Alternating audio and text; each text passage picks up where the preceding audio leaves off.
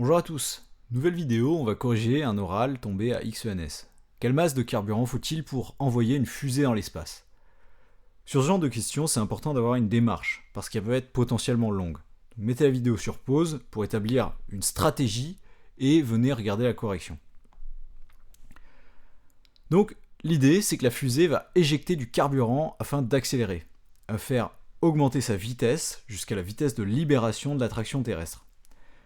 En fait, cette question se décompose en deux problèmes classiques. Celui du calcul de la vitesse de libération et le problème de la fusée.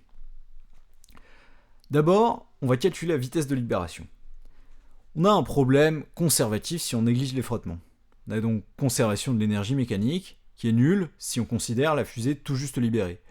En effet, on prend l'énergie potentielle valant 0 lorsque la distance r à la Terre est infinie, et on suppose que lorsque l'on s'est extrait, la vitesse est nulle.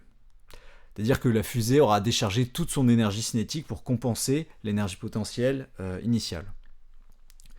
Or, l'énergie mécanique, c'est, donc par conservation, l'énergie cinétique initiale plus l'énergie potentielle initiale. Donc, initialement, l'énergie cinétique, c'est celle qui va avec la vitesse de libération, donc on va noter V infini, plus le potentiel initial pour l'énergie potentielle, donc avec grand R, le rayon de la Terre.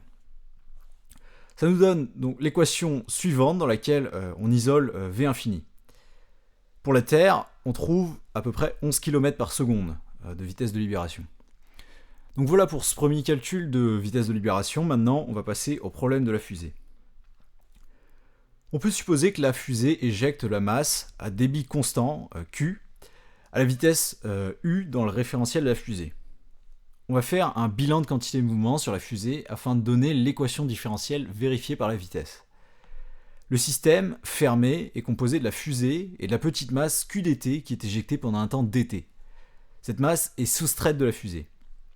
On se place dans le référentiel terrestre qu'on va supposer galiléen. La quantité de mouvement à t, c'est la masse de la fusée en t fois sa vitesse v en t.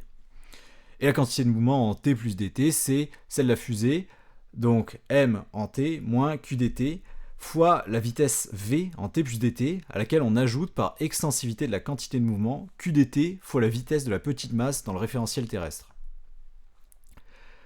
On l'obtient par composition de vitesse, c'est v plus u. On écrit ensuite le principe fondamental de la dynamique avec le poids comme seule force. C'est un mouvement en fait de chute libre pour notre système fermé. On simplifie l'expression du mieux qu'on peut et on fait bien attention donc au fait que le vecteur u est orienté dans le sens opposé à v puisqu'on éjecte de la masse vers le bas. Et on fait le produit scalaire avec ez. Ça nous donne, en ne gardant que les termes d'ordre 0 et 1, l'équation suivante. Or, on peut réexprimer le m de t en intégrant l'équation différentielle du débit massique. On a m de t égale m0 moins qt.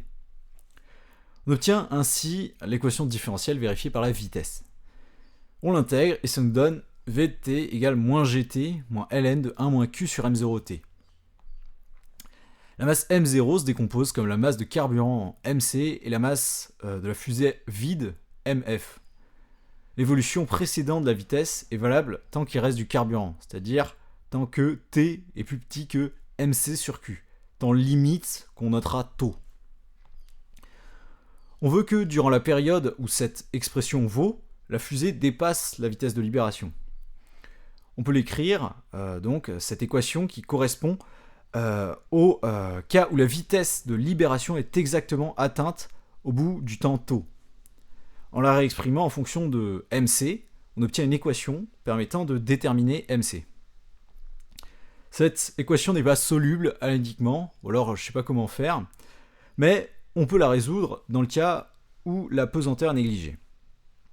Ça nous donne une valeur de mc 38 fois supérieure à la masse de la fusée si on considère une vitesse d'éjection de 3 km par seconde. J'ai regardé donc pour la fusée Ariane 5 et c'est un rapport de 60 entre MF et MC.